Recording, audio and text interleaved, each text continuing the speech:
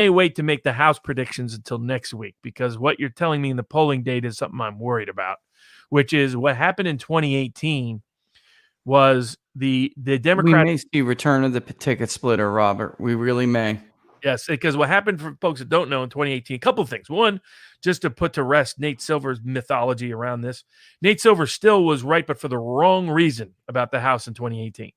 Nate Silver acknowledged that incumbency had always been a factor, and he started late making arguments as to why it wouldn't be as big a factor, but he agreed that the Democrats needed to win with the Brennan Center. Fundamentally, did think as much as the Brennan Center, but he felt that the reason why he thought Democrats would pick up about 40 House seats was they would win the popular vote by 12 points ultimately, in the polls 10.5 points. But there was a bunch of races that weren't disputed that were going to inflate the Democratic margin once the votes were actually counted.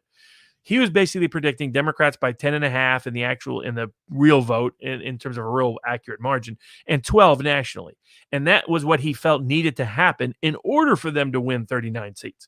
If you looked at his individual House seat prediction, he was acknowledging it was 50-50 if they only won by 7 or more. Right. So, by around 7 to 8 in terms of the real vote.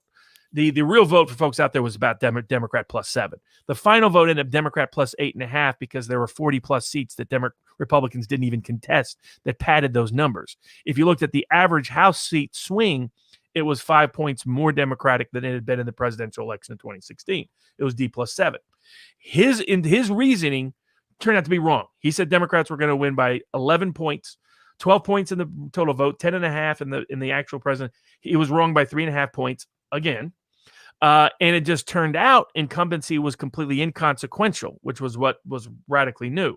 But it's why the Democrat margin only being around 7 in the popular vote is why it didn't translate to governor's races in Sunbelt states. It didn't translate to the Senate and contested seats that leaned more Republican, et cetera. And that's where my bet still made money, because I had the Senate picking up 2 GOP seats. That was 5-1 odds. So it didn't matter that the House bet lost, because the other bet, both of them were underdog bets. Just need one of those to win. But so he was even wrong there. But here was a problem. Like when I started out in 2018, I thought 2/3 chance Republicans keep the House. By election day, it was down to 50%. On election night, when the odds shifted in my bet's direction, I told everybody who had the bet, if you can, sell the bet when it was at 50-50, because I thought I'd already seen enough data going the other way. What happened in the House was the seats that were Clinton-leaning Republican seats, the seats that Hillary had won, were voting that didn't like Trump, were voting Democratic. Yeah. The problem was a bunch of working class seats that Trump won, some safely, were also trending Democrat. The Republican was underperforming Trump's approval rating in those seats, and by double digits in some cases. And now I think while Barrett re-raised the healthcare issue in some of these House seats and they started campaigning on it heavily, I thought it had mostly faded for the House. But my biggest concern is the populist independent voter not trusting their local Republican congressional candidate or Senate candidate. And your polling in Arizona already picked up that they're skeptical of McSally. They haven't embraced Kelly, but that populist independent conservative vote's just not quite sure. Yeah, they're not quite there yet, man. And we're a week out here from election. That's a danger sign for Republicans. It really is. Now, and if Pennsylvania, it could change. Plus if Trump's up 2, but the generic ballot Republicans are down 6, that means the 2018 trend will come back in the House. Susquehanna just gave a thumbs up to Mark's work, by the way.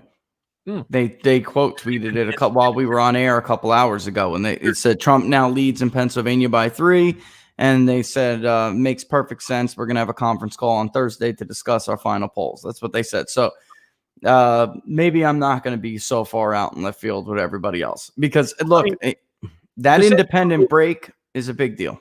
The same people who were there with you in 2016 are there now, except even more so, really. Trafalgar's polling more than he polled in 2016 to a certain degree. And Susquehanna is even more pro-Trump than it was in 2016, and that's what its polls are reporting. So but I mean, all the data, all the underlying data points heavily towards Trump. So what I have currently is almost all the close Republican House seats in terms of odds that Trump won by 5 or more. I believe are good bets for to bet on the Republican winning, but I'll wait till next week to make that final prediction, because it will depend on what your generic ballot, whether a ticket splitting phenomenon is happening in the working class north. And as we both know, Republicans did a lot. It wouldn't be a surprise because they recruited terribly for the House seats again.